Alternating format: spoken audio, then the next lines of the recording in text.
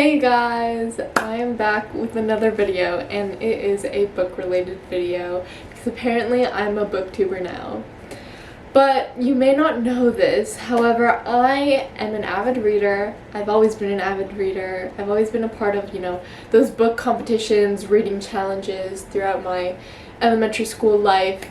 And throughout these years, I formed a lot of opinions on books. And in recent years, I started reading classics, which have become one of my favorite genres.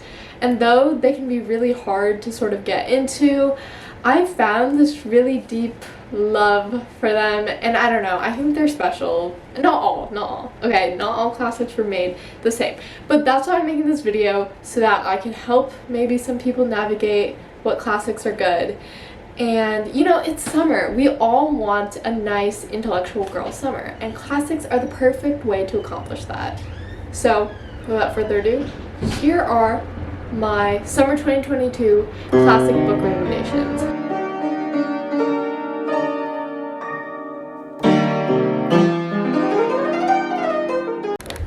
Okay, so the first book we have on this list is Pride and Prejudice by Jane Austen. This is the only book on this list that I actually own, but actually, can we take a moment for how gorgeous this is? It even has a little gold, I don't know what it's called, but it's kind of a bookmark? I don't know. But okay, and I have another copy because I'm just that much of a stan. Look at how cute. Okay, anyways, I'm sorry. But Pride and Prejudice is absolutely one of my favorite books of all time. And it basically follows a young girl named Elizabeth Bennet in the 19th century of England. And it sort of just follows the dynamic with her relationships with her family, her sisters, and the men of the courting season in England. And I just love the enemies to lovers trope in this book. I usually don't really like that trope because I feel like the characters aren't truly enemies, or it's just really cheesy and it just makes me cringe. But this book is a blueprint for enemies to lovers. And I love how this book incorporates the Bennet sisters. I feel like books that have to do with a really fun big family are always the best. And this book actually also is the blueprint for Bridgerton season 2. So if you like that season of Bridgerton, definitely read this book. I think the characters are really lovable and you can see yourself in them. And I just think the way that Jane Austen writes has so much humor in it. And I don't know, when I read this, I expected it to be just very poised 19th century writing, but I could relate to it. Her writing's actually really funny. And this book is just such a good time to read. So I highly recommend. I also think the language is fairly accessible. It's definitely a bit hard at first if you're not used to Jane Austen, but overall, highly recommend.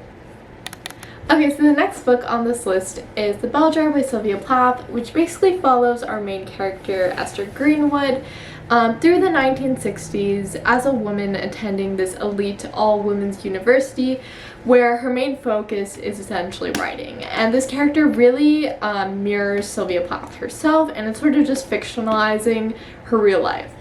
But the thing with this character is that she has very high expectations for herself. And when she gets rejected from this writing program, she spirals and has very severe mental illness.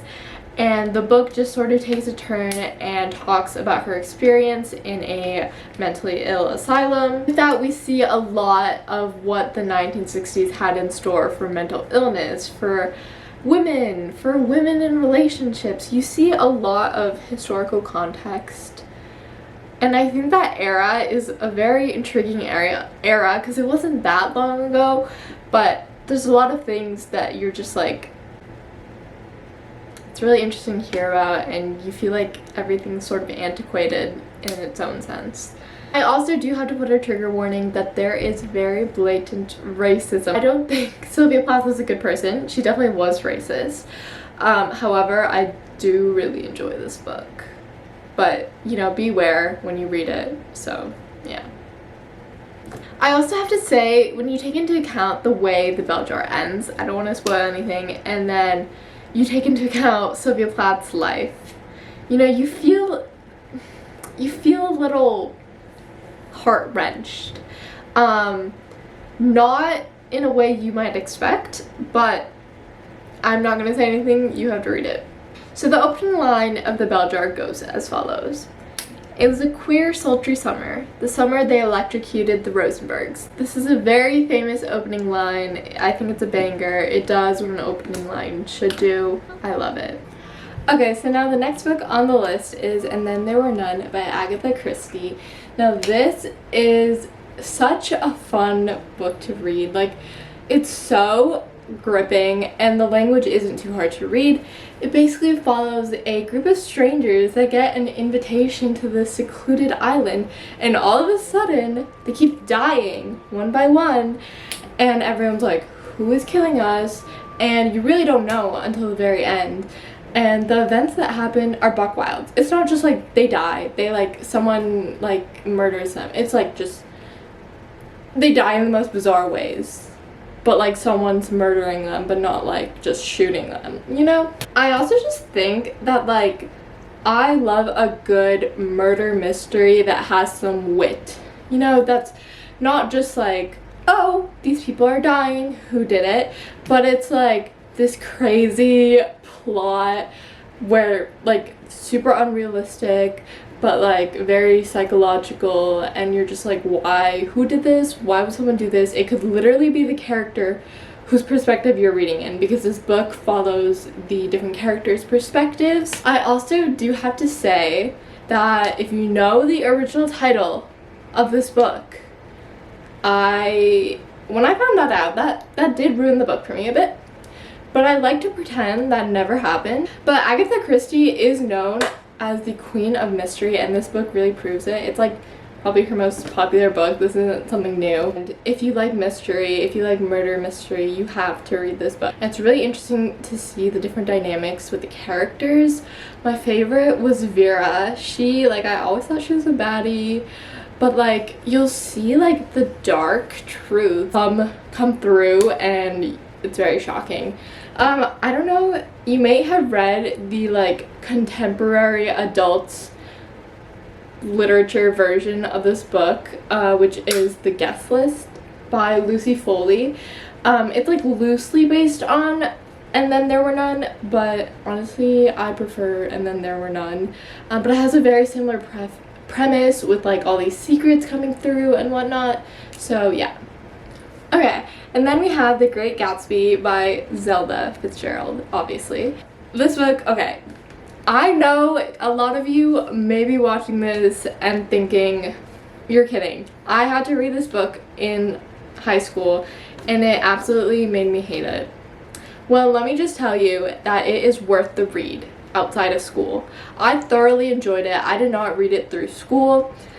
I just like, it's such a fun story to read. Like, okay, basically The Great Gatsby follows this guy named Nick who moves into this more affluent neighborhood, but there's also like eggs, so I think he lives on the West Egg, which is like not as affluent, but then Gatsby lives on the East Egg, and Gatsby is just this very eclectic rich man, and you kind of just see Nick like falling into the company of Gatsby, and like Gatsby has this like, again, crazy personality, so you sort of get a sense of his unrequited love, his life, his sadnesses, and Nick's just like a regular dude, so it's really funny. And honestly, the Nick and Gatsby ship, like who would not ship them? But in a sense, like I think what I look for in a classic that's not something like murder mystery, like And Then There Were None, is something that's relatable. Like I still want to relate to this book like 100 years later, you know? And I think The Great Gatsby really captures that. Okay, raise your hand if you've ever felt the way Gatsby feels about Daisy Buchanan, for your unrequited lover, for someone who has not even acknowledged you. The green light, hashtag the green light. This book is just such a quick read, and it honestly just says that rich people are evil. And who doesn't love a book with that theme? Like a lot of classics, it's very Buck Wild. The ending, very Buck Wild. Like you just don't expect it. And while it's mostly character driven rather than plot driven, you still get a lot of satisfaction from reading it. Finally, we have The Giver by Lois Lowry. This book is essentially a classic that's a dystopian. It's a bit more recent than a lot of the others on this list, but it's a dystopian that sort of hides itself as a utopian universe. And essentially this follows a society where there's no sadness, there's no crime, and little 12-year-old kids basically just like get their occupation at age 12. There's like a whole ceremony, and it follows our protagonist Jonas through this, and he sort of challenges the society. And I read this in like elementary school, but it was so good. Like it was pretty iconic, I must say. The Giver, like the man The Giver, icon, love him. I love that his daughter is Taylor Swift. But like he was so wise, and I cried so many times during this book. And like the way that people just don't feel emotion and it's just like dulled, it was so sad, honestly. But the plot was really well developed, and there was sort of like a mystery, a little interpretation at the end. Again, not too hard of a read. I think about this book quite often, so highly recommend. Okay, I literally just realized that I never filmed an outro, but I guess this can be it. I actually filmed the body of the video a couple months ago in July, and now it is almost October, so clearly I've been procrastinating a little on editing this video. But I hope that you found my recommendations helpful, even though it's fall and I tried to make those book recommendations targeted towards the summer. We all know that fall is sort of like the dark academia, reading classics type of season, so maybe give these books a shot this season and let me know what you think. Also, please give me some classic recommendations because I am always open to hearing people's book recommendations, even though I just read what I want usually and don't listen, but I like to keep it in the back of my brain. So yeah, see you in my next video, which is actually going to be pretty soon because I have quite a plan. So yeah.